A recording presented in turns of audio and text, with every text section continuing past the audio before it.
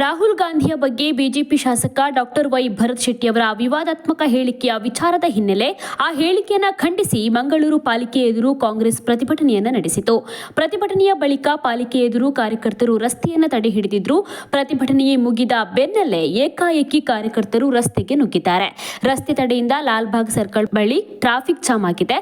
ರಸ್ತೆ ತಡೆಯನ್ನು ನಡೆಸಿದ ನಾಯಕರು ಹಾಗೂ ಕಾರ್ಯಕರ್ತರನ್ನ ಪೊಲೀಸರು ಪಕ್ಕಕ್ಕೆ ಸರಿಸಿದ್ದಾರೆ. ಐವನ್ ಡಿಸೋಜಾ ಸಹಿತ ನಾಯಕರನ್ನ ಪೊಲೀಸರು ಕಂಟ್ರೋಲ್ ಮಾಡಿದ್ದಾರೆ.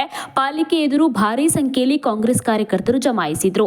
ರಾಹುಲ್ ಗಾಂಧಿಗೆ ಪಾರ್ಲಿಮೆಂಟ್ ಒಳಗೆ ಹೋಗಿ ಕೆನ್ನೆಗೆ ಬಾರಿಸಬೇಕಿತ್ತು ಅನಿಸ್ತಿದೆ ಎಂದಿದ್ದ ಶಾಸಕ ಭರತ್ ಶೆಟ್ಟಿ ಅವರ ಹೇಳಿಕೆ ವಿವಾದಾತ್ಮಕವಾಗಿ ಮಾರ್ಪಾಡಾಗಿದೆ. ಮಂಗಳೂರಿನ ಕಾವೂರಿನಲ್ಲಿ ಸೋಮವಾರ ಬಿಜೆಪಿಯಿಂದ ಪ್ರತಿಭಟನೆ ನಡೆದಿತ್ತು. ರಾಹುಲ್ ಗಾಂಧಿ ಶಿವನ ಫೋಟೋ ಹಿಡಿದು ನಿಂತಿದ್ದ. ಈ ಹುಚ್ಚನಿಗೆ ಶಿವ ಮೂರನೇ ಕಣ್ಣು ಬಿಟ್ಟರೆ ಸುಟ್ಟು ಬೂದಿಯಾಗ್ತಾನಂತ ಗೊತ್ತಿಲ್ಲ ಅಂತ ಶಾಸಕ ಭರತ್ ಶೆಟ್ಟಿ ಅವರು ವ್ಯಂಗ್ಯವಾಡಿದ್ರು.